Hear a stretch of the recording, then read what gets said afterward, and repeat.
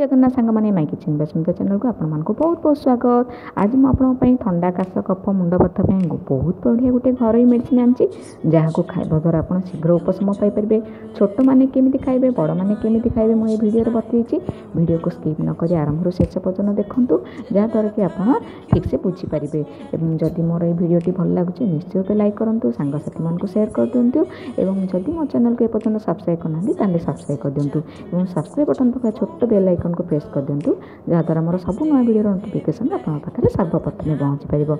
तो देखो मुझे जंघी हरड़ा नहीं 50 ग्राम नेला आपमती दुकान में मागे तो सी देदेव जंघी हरड़ा 50 ग्राम पिपली नहीं 50 ग्राम तापर देखो कला जीरा मुझे 50 ग्राम नहीं कला जीरा जो कि आप छोट छुआ मानक राशि तेल फुटे मुंडे लगाती तो से कला जीरा तापर मुझे शुंठी चूर्ण नहीं मो पाखे गोटा शुंठी नाला आपड़ जब गोटा शुंठी थी ताहले आप भाजिकी गुंड करेंगे गुंड करके आप मिसई पारे। तो मो पाखे शुंठी चूर्ण था तो गैस ऑन करी मु कौन कर कड़े बसई से आम दे जंघी हरड़ा दे 50 ग्राम ताको ये भाव स्पून आम कौन कर भाजबे आ गैस फ्लेम को आप मीडियम रखिक ही भाजबे।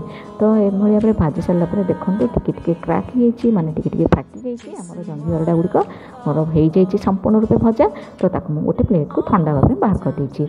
तो ये आम देदेबा कला जीरा ताकू आम कौन करवा भाजीदबा गैस फ्लेम मीडियम ही रखिए भाजबे। तो स्पून ये भाव आम चलैदेबा तो टिके आम बास्ना आसो तो आम प्रस्तुत हो गला कला जीरा ताकू मु प्लेट को बाहर कर देछि ठंडा होगापाई। तो ये दे पिपली को आम कौन करवा ये भाव आम चलैबा स्पून साहाय्य कौन करवा एपट सेपट करवा बेसी भाजवा दरकार नहीं।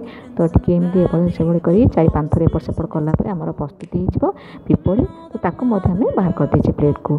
तापर आम नहीं गोलमरीच गुंड गोलमरीच गोटा गोलमरीच नहीं तापर आम 10 ग्राम नहीं आम कौन करवा आम कड़े देकी एपट सेपट कर आम 4-5 थर करके बाहर करदे। तो मुझे ठंडा है बाउल रखी गोलमरीच जंघी हरड़ा नहीं पिपली एवं कला जीरा आ शुंठी चूर्ण नहीं देखो आम जंघी हरड़ा को एमती गोटे कागज रखीदे आ हेमदस्तर आम कौन करवा एमती भाव में छेचिदे जमीक ये दरगड़ा होमर कौन कर गुंड हो सारापर आम ग्राइंडर देदेबा देकी आगे भल भाव पाउडर प्रस्तुत करदे।